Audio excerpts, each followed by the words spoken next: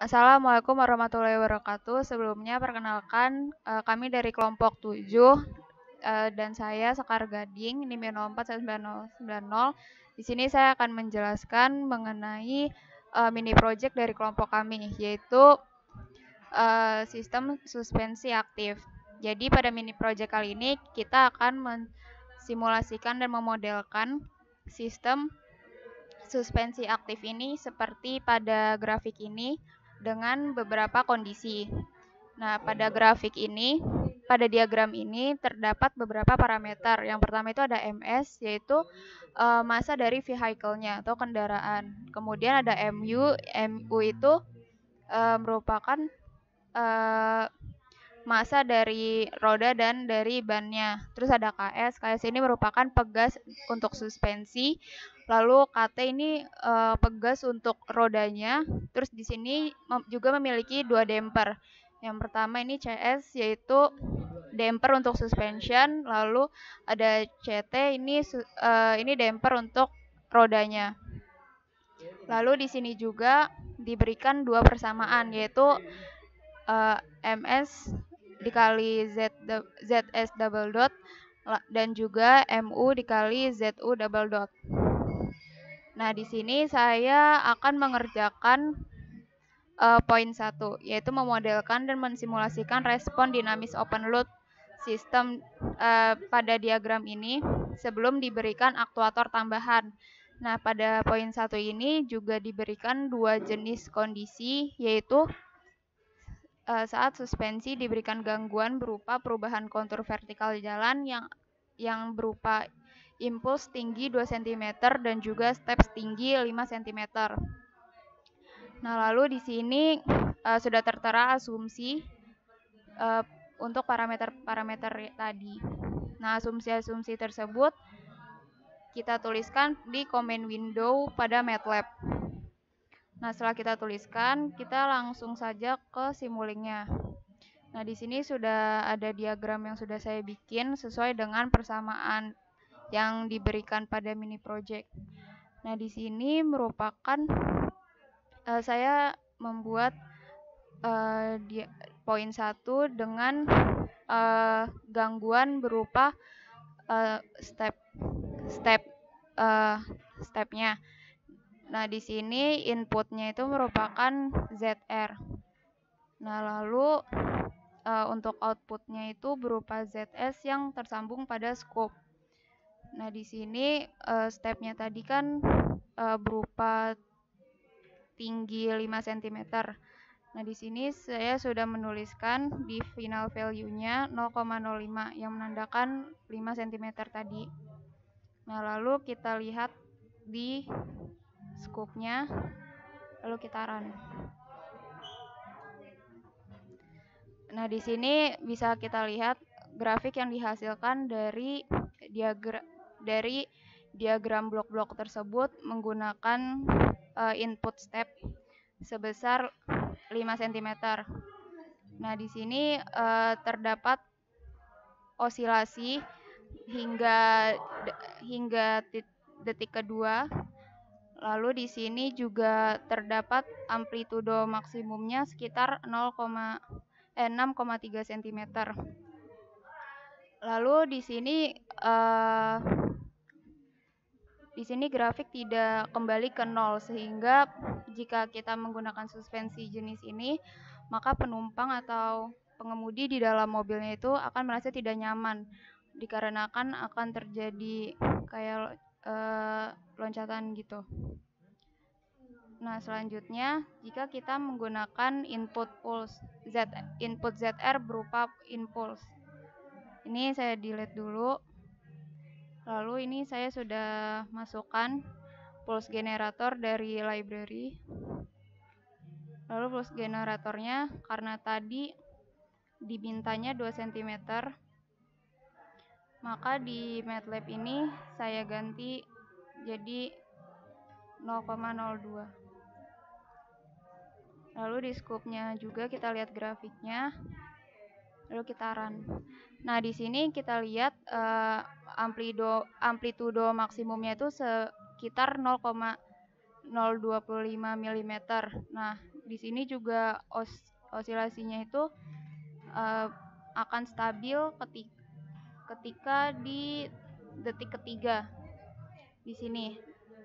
Nah, di sini perbandingan dari grafik yang menggunakan pulse dan dengan yang step tadi, yaitu kalau di step tadi amplitudonya itu sangat besar, sedangkan kalau di pulse kecil. Nah, ini bisa kita ketahui bahwa suspensi yang akan menimbulkan kenyamanan bagi pengemudi dan penumpangnya itu yaitu dengan input pulse-nya, karena lonjakannya tidak terlalu tinggi.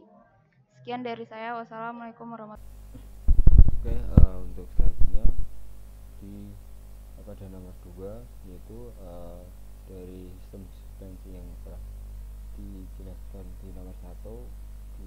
Bedanya pada nomor 2 ini diberikan berupa aktuator, karena kelompok ganjil, maka kami mendapatkan aktuator berupa DC motor.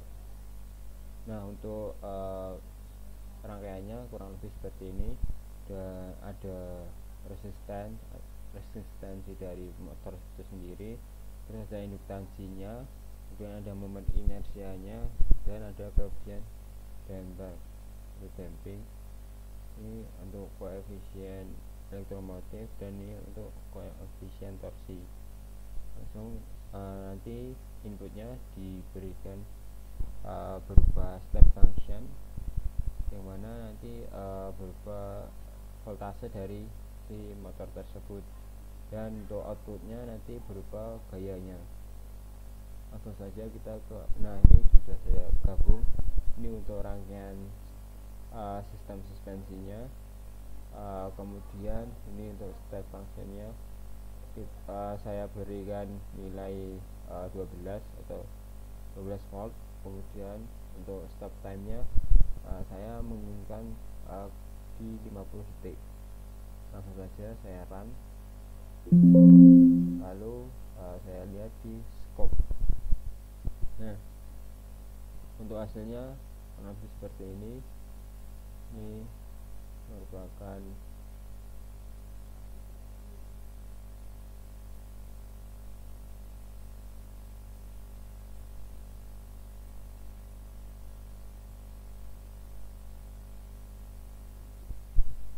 hasil dari simulasi dengan menggunakan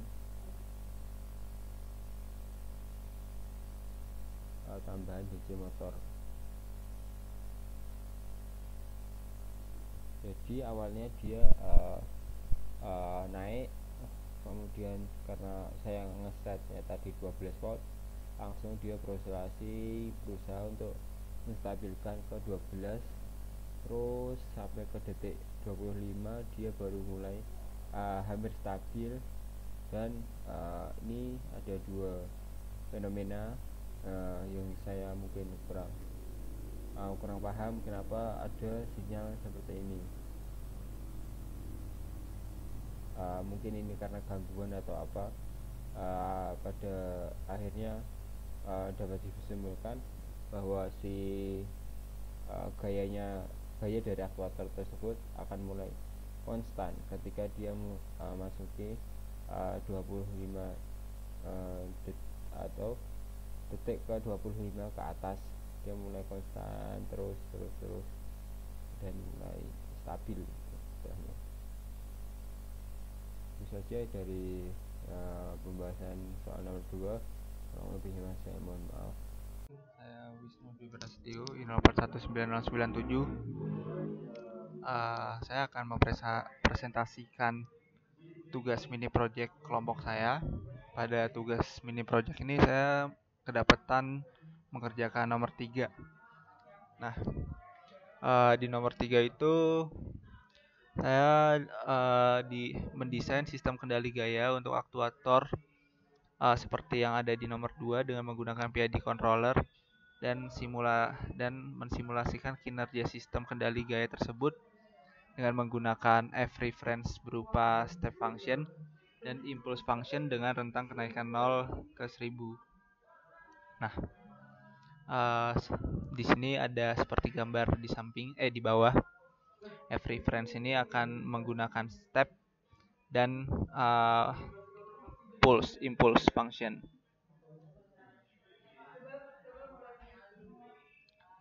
Nah, ini hasil dari gambar saya yang di atas, hasil dari simulasi saya. Yang di atas itu adalah menggunakan step function, sedangkan yang di bawah menggunakan impulse function. Nah, di step function itu seperti yang di soal tadi itu, dengan merubah rentang kenaikan 0 sampai 1000 Newton. Nah, di step function ini saya merubah rentang initial value dari 0 sampai 1000 dan menghasilkan, dan di PID controllernya menghasilkan data seperti ini dengan grafik seperti ini. Nah, saya akan menjelaskan maksud dari grafik ini. Jadi grafik di atas grafik ini menunjukkan respon suspensi terhadap perubahan kontur jalan berupa step 1 cm setelah sistem suspensi diberi tambahan aktuator pneumatik. Terlihat bahwa nilai amplitude maksimal sama dengan amplitude maksimal sebelum diberi aktuator, yaitu sekitar 1, sekian. Namun di grafik juga terlihat bahwa setelah suspensi mengalami osilasi pertama pada amplitude maksimal, suspensi tidak berosilasi melainkan langsung menuju titik seimbangnya, yaitu 1 kurang dikit. Berbeda dengan sistem tanpa aktuator di mana akan mengalami beberapa osilasi terlebih dahulu sebelum mencapai titik seimbangnya. Nah, ini untuk yang step, sedangkan untuk yang impulse function hasilnya hampir sama. Sekian dari saya, terima kasih. Assalamualaikum warahmatullahi wabarakatuh. Di sini saya akan menyampaikan tentang tugas mini project nomor 4, di mana sistem suspensi ditambahkan aktuator motor DC dan ditambahkan dengan controller position berbasis PID. Di sini bloknya sudah saya buat dan parameter yang saya gunakan adalah sebagai berikut, di mana di sini terdiri dari parameter suspensinya dan parameter dari motor DC-nya, dimulai dari M1 sampai variabel KT. Kemudian untuk PID force controllernya di sini sudah disetting oleh teman saya yang mengerjakan persoalan nomor 3, di mana di situ dilakukan untuk menyeting aktuator motor DC-nya. Kemudian di sini saya akan menyampaikan bahwa di sini kita pertama adalah menyelesaikan step respon setinggi 5 cm, di mana di sini value-nya kita masukkan 0,05 dalam satuan meter. Kemudian untuk desain PID position control-nya sendiri, di sini kita menggunakan parameter sebagai berikut, di mana parameter ini didapatkan dari PID auto tune.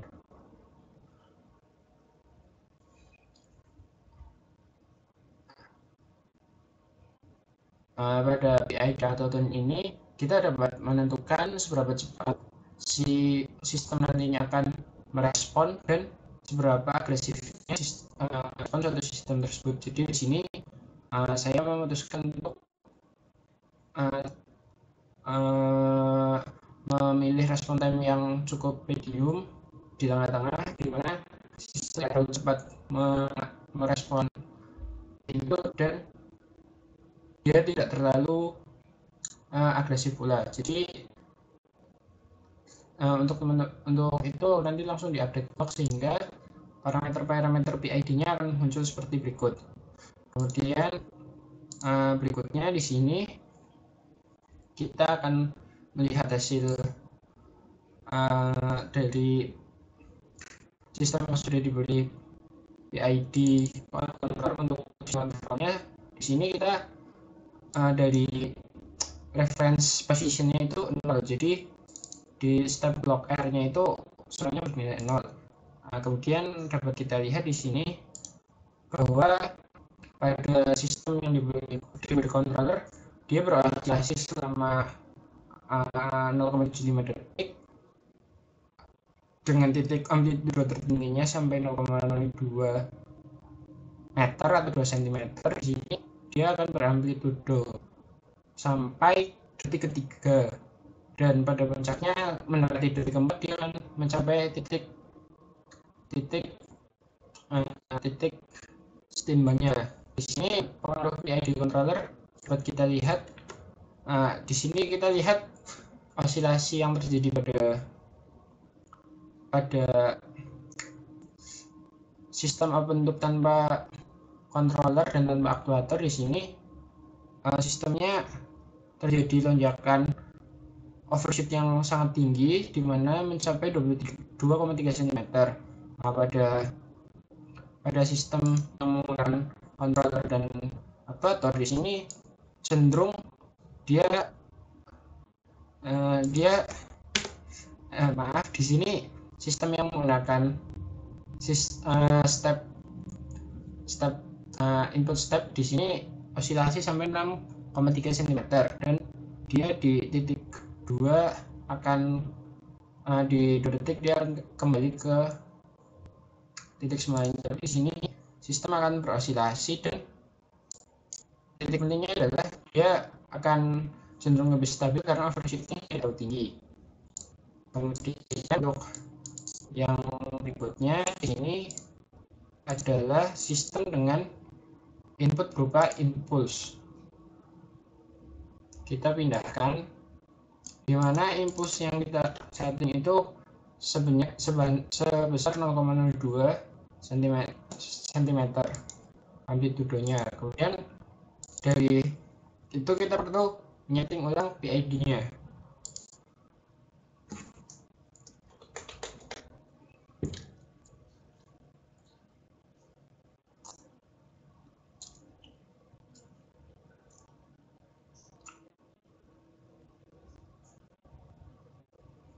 Nah, di sini dapat kita lihat bersama. Kita coba setting di settingan yang cukup cepat dan di agresif. Kemudian kita update blocknya. Sampai PID ini ada to block and block response updated. Kemudian tutup dan kita oke. Kemudian kita run lagi sistemnya, simulasinya selama 10 detik dengan kasus reference point yang sama. Di sini kita lihat bahwa osilasinya lebih teratur, dalam artian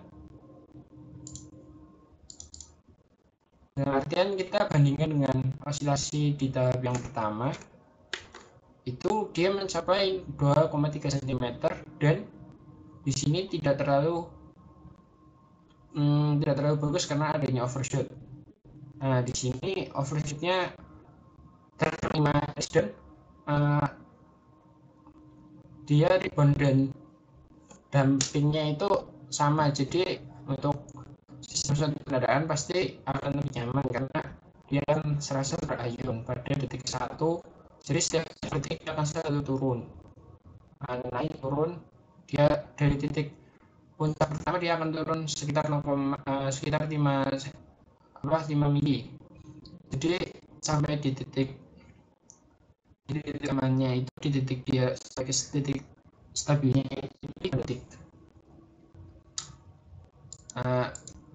Di sini kita lihat bahwa peran controller dan aktuator mungkin tidak bisa mempercepat proses sistem akan kembali ke titik setimbangnya, tapi di sini controller dan aktuator sendiri itu membuat sistem dapat mengurangi overshoot. Jadi untuk kasus ini saya kira controller dan aktuator di sini melakukan tugasnya dengan baik, karena